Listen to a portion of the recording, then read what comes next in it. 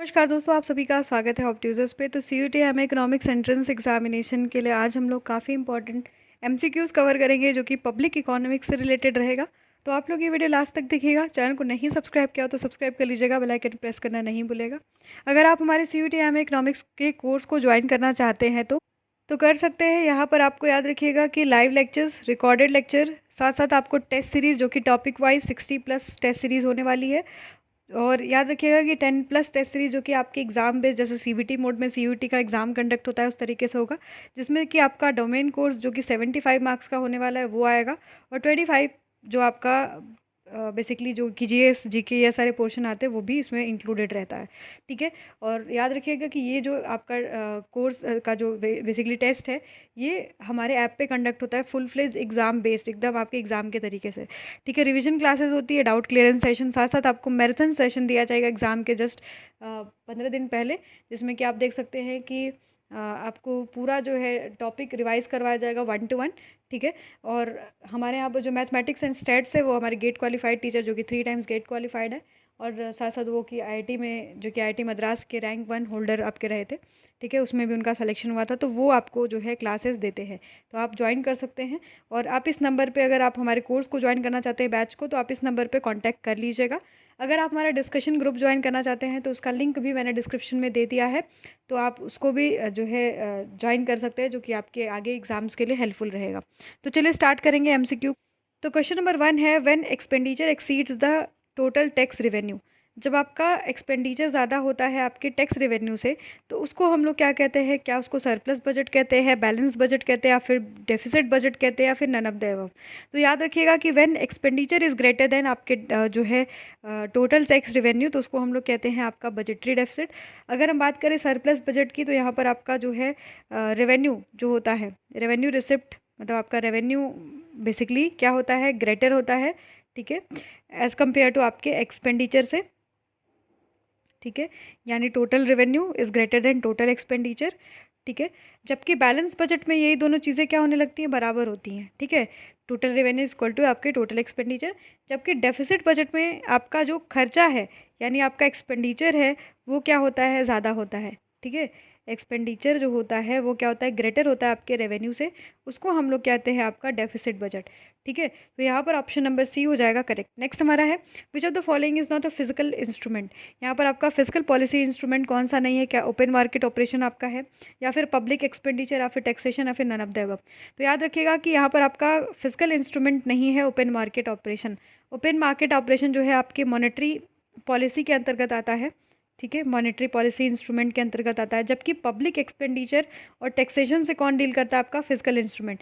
यानी जो physical policy होती है वो बेसिकली इसके द्वारा बनाई जाती है, आपकी गवर्नमेंट के द्वारा बनाई जाती है, और इससे जो डील करता है आपका गवर्नमेंट ही करता है। और क्या बनाता है इसमें? बताता है कि कितना हमारा पब्लिक एक्सपेंडिचर होने वाला है, और क्या हमारे जो है सोर्सेज ऑफ टैक्स होने वाले हैं। ठीक है। यानी वो रेवेन्यू का सोर्स क्या होगा, हम एक्सपेंडिचर कितना करेंगे, ये जो है आपका फिजिकल इंस्ट्रूमेंट होता है। ठीक है। याद रखिएगा दोनों पॉलिसीज़ आपके एग्जाम में आएंगी। तो अगर हम दोनों की पॉलिसी के बीच का डिफरेंस समझे, monetary policy and physical policy, तो याद रखिएगा कि monetary policy basically interest rate and money supply से डील करता है, जबकि फिजिकल पॉलिसी जो होता है वो आपके टैक्स एंड जो है गवर्नमेंट स्पेंडिंग से डील करता है।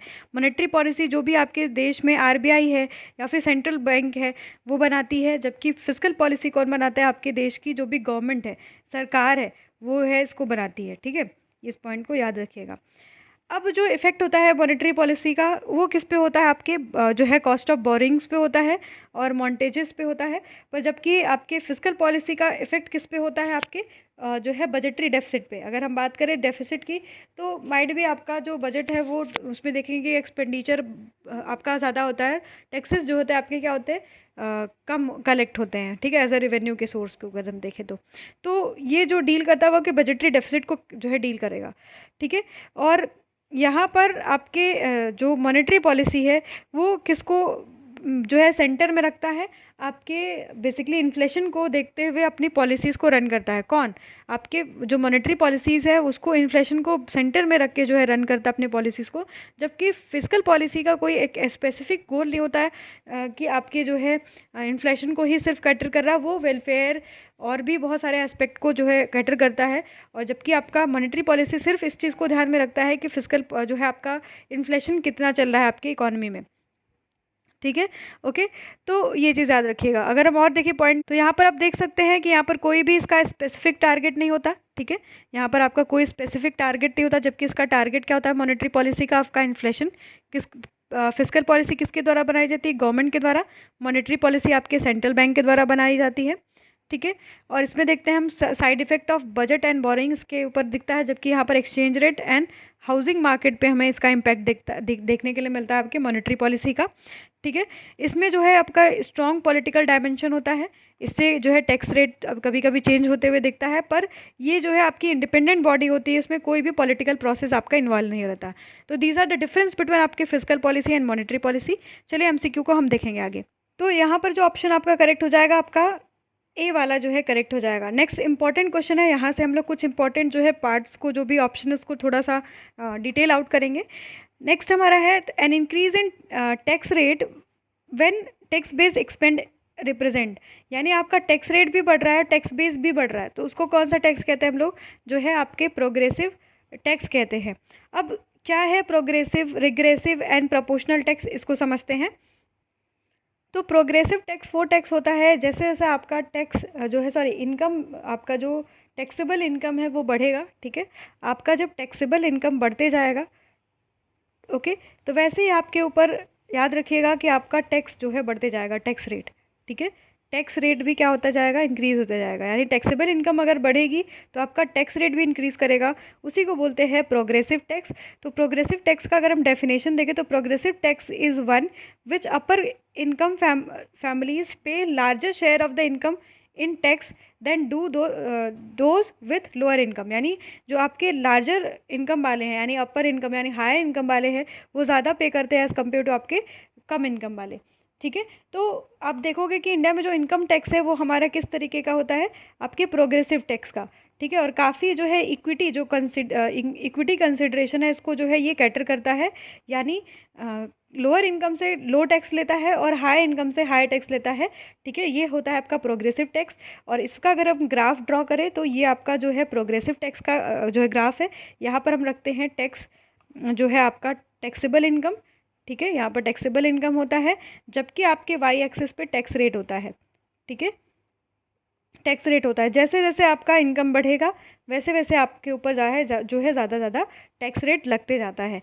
पर अगर हम बात करें रिग्रेसिव टैक्स की, तो regressive tax requires the poor and middle income to pay larger share to the income in tax than rich.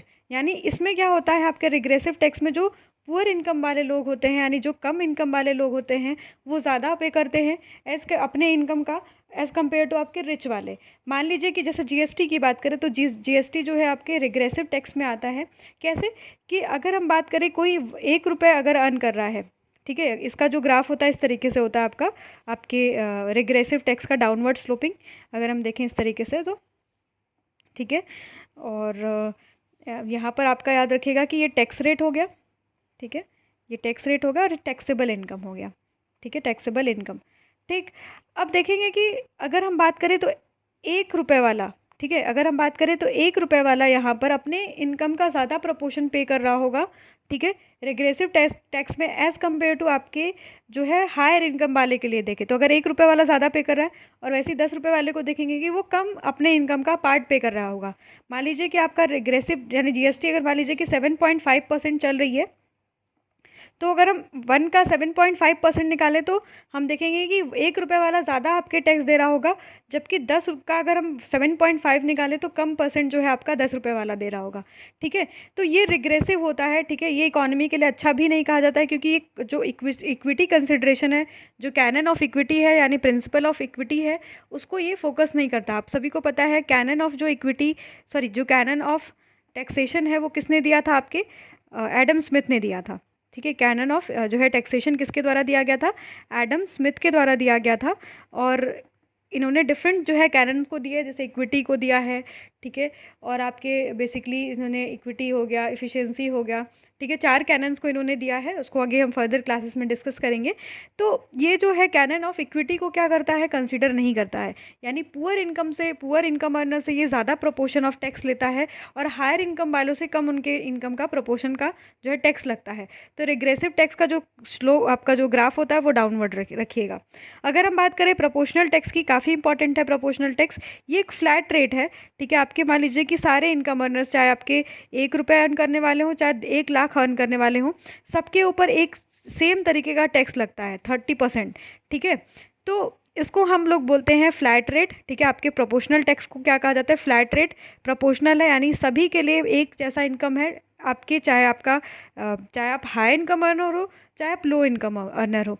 ज़्यादातर ये जो टैक्स लगता है वो आपकी गैम्बलिंग, जो पजल्स और जो बेसिकली जो स्पेकुलेशन करते हैं, उसमें सट्टेबाजी कर रहे होंगे, उसमें लगता है 30%, मान लीजिए उस पर लग गया, और इसी को हम लोग बोलते हैं फ्लैट रेट, ठीक है। ये होता है फ्लैट रेट, 30% सभी पे लगेगा, चाहे आपका 5 लाख जो है वो गैम्बलिंग से कमा रहा हो, चाहे वो 10 लाख कमा रहा हो, चाहे वो 1 लाख कमा रहा हो, उसको 30% ही देना है। इसको बोलते हैं हम लोग प्रोपोर्शनल टैक्स, ठीक है। ये आपका क्या होता है, इक्विटी को नहीं कंसीडर करता है, ठीक है। The proportional tax is the same percentage of income from same percentage of tax to the everyone, यानी यहाँ से सभी से एक जैसा टैक्स ये लेता है, ठीक है। और एक आपका क्या होता है, डिग्रेसिव टैक्स भी होता है, ये भी पॉइंट याद रखिएगा कि डिग्रेसिव टैक्स क्या होता है। तो डिग्रेसिव टैक्स में हम देखते हैं 2 टैक्सेस से ये मिलके बना होता है। एक आपका प्रोग्रेसिव होता है, ठीक है, प्रोग्रेसिव प्लस आपका प्रोपोर्शनल, ठीक है। प्रोपोर्शनल जो टैक्स होता है इससे मिलके बना होता है आपका डिग्रेसिव टैक्स, ठीक है। कैसे, ज़रा समझते हैं इसको। तो अगर हम बात करें, यहाँ पर आप देखेंगे कि हमारे देश में भी इसी तरीके का टैक्स जो है लागू हो रहा है, ठीक है। मान लीजिए ये टैक्स रेट है, ठीक है, ये टैक्स रेट है, और यहाँ पर आपका बेसिकली टैक्सेबल इनकम है, ठीक है, टैक्सेबल इनकम। ओके, डिग्रेसिव टैक्स क्या होगा, स्टार्टिंग में तो आपकी जैसे जैसे इनकम इंक्रीज करेगी वैसे वैसे आपका टैक्स रेट बढ़ेगा, पर फिर बाद में देखेंगे कि आपका प्रोपोर्शनल टैक्स के जैसा बिहेव करने लगता है, ठीक है। यहाँ पर क्या होता है, आपका पहले तो प्रोग्रेसिव हुआ, फिर आपका प्रोपोर्शनल जैसा हो गया, यानी एक सेम टैक्स सभी पे लग रहा है। अगर हम बात करें इस ईयर की, तो जैसे आपने इस ईयर देखा कि जो आपका टैक्स है वो मान लीजिए 0 से 3 लाख जो लोग अर्न कर रहे हैं उसके ऊपर 0 टैक्स है, पर 3 लाख से ऊपर जो 3 to 6 जा रहा है उनके ऊपर 5% लग रहा है, ठीक है। 6 से 3 के ऊपर देख रहे हैं हम लोग कि 10% टैक्स लग रहा है, ठीक है। 6 से 9%, सॉरी 6 से 9 लाख के ऊपर, ये लैक्स में मैं बता रही हूँ डेटा, ठीक है, 10% लग रहा है। 9 से 12 लाख के ऊपर जो है 15% टैक्स लग रहा है। फिर जो है 12 से 15 के ऊपर हमने देखा कि 20% टैक्स लग रहा है, और 15 के ऊपर देखिए अब धीरे धीरे ये प्रोपोर्शनल होते जाएगा, यहाँ पर आपका 30% टैक्स लगना स्टार्ट हो जा रहा है।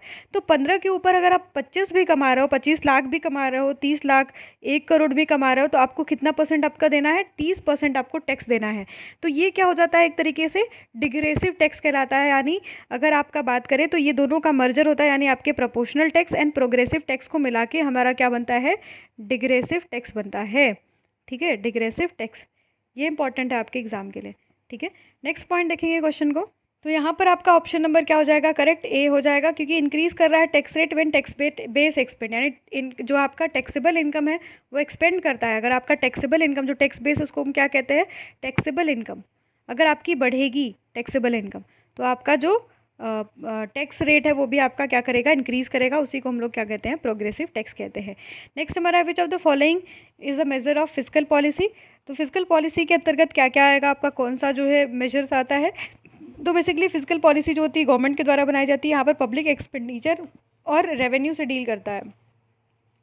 पब्लिक एक्सपेंडिचर, रेवेन्यू और फिर टैक्स भी कह सकते हैं, उससे डील करती है सरकार। तो यहाँ पर ऑप्शन नंबर ए करेक्ट होगा। तो CRR, SLR और बैंक रेट किसके अंतर्गत आता है, तो ये सारी चीज़ें जो है आपके मॉनेटरी पॉलिसी के अंतर्गत आती है, ठीक है। ये आपके किसके अंतर्गत आती है, मॉनेटरी पॉलिसी के अंतर्गत आती है, ठीक है, तो याद रखिएगा। और ये आपका किसके अंतर्गत आता है, आपके फिस्कल पॉलिसी के अंतर्गत आता है। नेक्स्ट हमारा है the main difference between public and private finance. तो यहाँ पर आपका पब्लिक एंड प्राइवेट फाइनेंस में क्या डिफरेंस होता है, तो एडजस्टमेंट ऑफ जो है इनकम एक्सपेंडिचर। हम यहाँ पर क्या देखते हैं, इनकम एक्सपेंडिचर का जब हम एडजस्टमेंट देखते हैं तो ये हमारा पॉइंट ऑफ डिफरेंस होता है आपके प्राइवेट फाइनेंस में। तो अगर हम बात करें पब्लिक फाइनेंस की, तो यहाँ पर याद रखिएगा कि public finance the government determines the size of expenditure. यहाँ पर सरकार जो है वो डिसाइड करती है कि साइज ऑफ एक्सपेंडिचर कितना होगा, और जिसको कि आपके different segments of the society के साथ जो है एक्सपेंड करना है उस जो आपके एक्सपेंडिचर को, ठीक है। और इसका जो काम होता है वेलफेयर का होता है, ठीक है। Public authorities are motivated by the welfare of the society, welfare के लिए काम कर रही है। जबकि प्राइवेट फाइनेंस में याद रखिएगा कि इंडिविजुअल एडजस्ट करता है अपने अपने स्पेंडिंग पैटर्न्स को अकॉर्डिंग टू देयर इनकम। यानी अगर मेरी इनकम 100 रुपये है उसके हिसाब से मैं खर्च करूँगी, ना कि मैं पब्लिक के हिसाब से खर्च करूँगी। तो यहाँ पर टोटल मेरा मोटिव, यानी प्राइवेट जो इंडिविजुअल है, प्राइवेट फाइनेंस का इंडिविजुअल जो मोटिव होता है वो प्रॉफिट होता है, ठीक है। यहाँ पर प्रॉफिट होता है, और यहाँ पर क्या होता है आपके, याद रखिएगा यहाँ पर आपके प्रॉफिट नहीं, वेलफेयर मोटिव है, ठीक है। क्वेश्चन है the first finance commission was appointed in year. तो याद रखिए 1951 में आपका अपॉइंटेड हुआ था फाइनेंस कमीशन। ये एक तरीके की कॉन्स्टिट्यूशनल बॉडी है जिसका कि आर्टिकल 280 में जो है व्याख्या किया गया है आपके फाइनेंस कमीशन का। इसको बोलते हैं हम लोग बैलेंसिंग व्हील ऑफ फिजिकल, ठीक है। ये आपका एक जो है बैलेंसिंग व्हील है जो कि फिजिकल को, यानी फिजिकल फेडरलिज्म को बैलेंस करता है, ठीक है। तो इंडिया एक क्या है, फेडरल है, जिसमें देखते हैं आपकी कुछ जो है पावर्स स्टेट को है और कुछ जो है सेंट्रल को है। तो बेसिकली जब फिजिकल फेडरलिज्म पढ़ेंगे तो वहाँ पर आपको फाइनेंस कमीशन पढ़ना पड़ेगा, ठीक है। तो फर्स्ट फाइनेंस कमीशन 1951 में जो है इस्टेब्लिश हुआ था, और इसके जो चेयरपर्सन थे वो कौन थे आपके, केसी नियोगी, ठीक है। ये भी पूछता है कि जो फर्स्ट फाइनेंस कमीशन है उसके चेयरपर्सन कौन थे, तो याद रखिएगा कि केसी नियोगी जो है आपके फर्स्ट फाइनेंस जो है कमीशन के चेयरपर्सन रहे थे, ठीक है। केसी नियोगी इसके फर्स्ट चेयरपर्सन रहे थे आपके फाइनेंस कमीशन के। बेसिकली ये आपका जो है जो फाइनेंस से रिलेटेड, जैसे आपके कितना टैक्स डिस्ट्रीब्यूट करना है आपके स्टेट्स में, ठीक है, सेंटर को, ये सारी चीज़ें जो है इसमें जो है आपका वर्टिकल जो है डिवोल्यूशन, हॉरिजॉन्टल डिवोल्यूशन की बात की जाती है आपके फाइनेंस में, फाइनेंस कमीशन में, ठीक है। और हम देखेंगे अगर आपके एग्ज़ाम के पर्सपेक्टिव से बात करेंगे तो आप लोग 13 फाइनेंस कमीशन, 14 फाइनेंस कमीशन और 15 फाइनेंस कमीशन पढ़ लीजिएगा। 15 फाइनेंस कमीशन इंपॉर्टेंट था क्योंकि ये जो इसका पूरा कार्यकाल चला है ये आपके 6 वर्षों के लिए इसने अपना जो है वो दिया था, रिपोर्ट दिया था, ठीक है। और पूछता है आपके कि जो आपके 15 फाइनेंस कमीशन के जो चेयरपर्सन है वो आपके कौन है, एन के सिंह, ठीक है। एन के सिंह आपके 15 फाइनेंस कमीशन के चेयरपर्सन है। इन्होंने 2 रिपोर्ट दिए थे आपके, एक जो है कोविड टाइम्स में दिया था जो कि 2020 में आया था, ठीक है, 21 के लिए, 20-21 के लिए, और फिर 21 से लेके जो है 26 के लिए फिर इनकी रिपोर्ट आई है, ठीक है। और इन्होंने जो आपका बेसिकली वर्टिकल डिवोल्यूशन है उसको कम कर दिया, आपके 41% जो है वर्टिकल डिवोल्यूशन कर दिया। यानी जो टोटल टैक्स आएगा सरकार का, अगर मान लीजिए कि 100 रुपीज़ आपके सरकार का टैक्स आएगा, तो जो 41 इसमें पैसा होगा वो किसको दे देगी सरकार, स्टेट्स को दे देगी, और रेस्ट जो आपका 49 बचा वो अपने पास सरकार रख लेगी, ठीक है। तो काफ़ी इंपॉर्टेंट है 15 फाइनेंस कमीशन और 14 और 13। मैं किसी दिन एक लेक्चर में इसको ज़रूर से कवर करवा दूंगी। तो याद रखिएगा कि फर्स्ट फाइनेंस कमीशन कब अपॉइंटेड हुआ था, 1951 में। कौन इसके चेयरपर्सन थे आपके, केसी नियोगी थे, ठीक है। और एक कॉन्स्टिट्यूशनल बॉडी है। नेक्स्ट हमारा है maximum social advantage achieve when. Maximum social advantage कहाँ पर अचीव होता है, जहाँ पर आपका marginal social sacrifice equals to marginal social benefit बराबर होता है, वहाँ पर हमारा क्या होता है, मैक्सिमम सोशल एडवांटेज अचीव होता है। तो कभी कभी पूछ देता है कि जो principal of maximum social advantage था वो किसके द्वारा दिया गया था, तो ये ब्रिटिश इकोनॉमिस्ट थे, ह्यूज आपके डाल्टन के द्वारा दिया गया था, ठीक है। इनके द्वारा ह्यूज डाल्टन के द्वारा जो है आपके मैक्सिमम सोशल एडवांटेज की बात की गई थी, जिसमें आपका मार्जिनल सोशल बेनिफिट, ठीक है, MSB आपके किसके बराबर होता है, मार्जिनल सोशल सेक्रीफाइस के बराबर होता है। वहीं पर आपका जो है principal of maximum social advantage जो है वर्क करता है, ठीक है। याद रखिएगा इस पॉइंट को, ऑप्शन नंबर यहाँ पर ए करेक्ट हो जाएगा। तो अगर हम बात करें मार्जिनल सोशल सेक्रीफाइस की बात, तो क्या है ये, तो it refers to that amount of social sacrifice undone by the public due to imposition of additional unit of taxes। यानी टैक्स लगने के कारण जो आपका सेक्रीफाइस हुआ, दैट इज़ आपका मार्जिनल सोशल सेक्रीफाइस। यानी एक आपका अगर टैक्स बढ़ रहा है तो उसकी वजह से एडिशनल यूनिट ऑफ जब टैक्स बढ़ता है उसकी वजह से आपको एक सोशल सेक्रीफाइस करना पड़ता है कलेक्टिवली, तो वही आपका मार्जिनल सोशल सेक्रीफाइस होता है। पर बेनिफिट क्या होगा, उसी एडिशनल जो टैक्स से आपका एक्सपेंडिचर कर दिया जाए, पब्लिक एक्सपेंडिचर बढ़ा दिया जाए, तो मार्जिनल सोशल बेनिफिट क्या हो जाएगा, एडिशनल यूनिट ऑफ जो है हम क्या कर रहे हैं, पब्लिक एक्सपेंडिचर, ठीक है। Additional unit of public expenditure जब हम बढ़ाने लगते हैं तो हमारा बेनिफिट भी बढ़ने लगता है, और जहाँ पर ये दोनों एक दूसरे को इंटरसेक्ट करते हैं वहाँ पर क्या होता है आपका basically principle of maximum social advantage काम करता है। यानी all taxes result in sacrifice and all public expenditure leads to benefit. हमेशा जो सेक्रीफाइस है वो बेनिफिट में अगर कन्वर्ट हो जाए तो वहाँ पर हमारा principal of maximum social advantage काम करेगा। ठीक है, ओके, तो ये पॉइंट याद रखिएगा। नेक्स्ट हमारा क्वेश्चन है, in India personal tax levied on the individual by, किसके द्वारा जो पर्सनल टैक्स है वो लेवी किया जाता है आपके सेंट्रल गवर्नमेंट के द्वारा। किस नेचर का है आपके पर्सनल टैक्स में बहुत सारे टैक्सेस आ जाते हैं। आपका वेल्थ टैक्स, ठीक है, income tax, corporate tax, income tax, wealth tax, gift tax, ठीक है, गिफ्ट टैक्स, कॉरपोरेट हो गया, ठीक है। ये सारे जो है आपके यहाँ पर वैसे इनकम पर्सनल इनकम की बात किया तो इनकम टैक्स ही हम कंसीडर करेंगे। तो ये किसके द्वारा आपके इम्पोज किया जाता है, ये सारे तो वैसे डायरेक्ट टैक्सेस है जो मैंने अभी बताया ना, income, wealth, gift, corporate, these are comes under the umbrella of direct tax. ठीक है, ये डायरेक्ट टैक्स के अंतर्गत आता है। इसको कौन इम्पोज करता है, आपकी सरकार, जो आपकी सेंट्रल गवर्नमेंट होती है वो इम्पोज करती है। नेक्स्ट हमारा देखेंगे कुछ जो है कर लेते हैं आगे क्वेश्चन 10 तक। तो income tax based on the principle of, जो आपका इनकम टैक्स होता है किस आपके कंसेप्ट पे आधारित होता है, आपकी एबिलिटी टू पे। आप अगर एबल टू पे हो तो आप जो है टैक्स पे करोगे, अदरवाइज अगर आप नॉट एबल टू पे यानी आपका इनकम इतना है ही नहीं कि आप पे कर पाओ तो आप टैक्स नहीं पे करोगे। तो जो इनकम टैक्स है वो एबिलिटी टू पे आधारित होता है, और याद रखना कि प्रोग्रेसिव इन नेचर होता है। ठीक है, प्रोग्रेसिव इन नेचर, ठीक है, इन नेचर होता है। ठीक है, नेक्स्ट है हमारा, हमने अभी जस्ट बात किया कि principal of maximum social advantage की बात किसने की थी, आपके डाल्टन ने बात किया था। क्या बोला था, marginal social sacrifice equals to marginal social benefit. जब बराबर होता है तो इसको हम लोग क्या कहते हैं, principal of maximum social advantage. जहाँ पर कि आपको टैक्स की वजह से जो सेक्रीफाइस हो रहा है वो किसके बराबर हो जाए, जो सरकार बेनिफिट्स आपको दे रही है पब्लिक एक्सपेंडिचर करके। ठीक है, तो इसको हम लोग बोलते हैं आपके मार्जिनल जो है, बेसिकली इसको क्या कहा जाता है, आपके principal of maximum social advantage, जो कि किसने दिया था, डाल्टन ने दिया था। अगर आपको ये सीरीज़ पसंद आ रही होगी तो कमेंट सेक्शन में हमें ज़रूर बताइएगा। ऐसे ही 2000 MCQs हम अपने चैनल पे कवर करने वाले हैं, तो लगातार ये सीरीज़ आती रहेगी। जुड़े रहेगा, सब्सक्राइब करिएगा, शेयर करिएगा अपने फ्रेंड्स के साथ। धन्यवाद।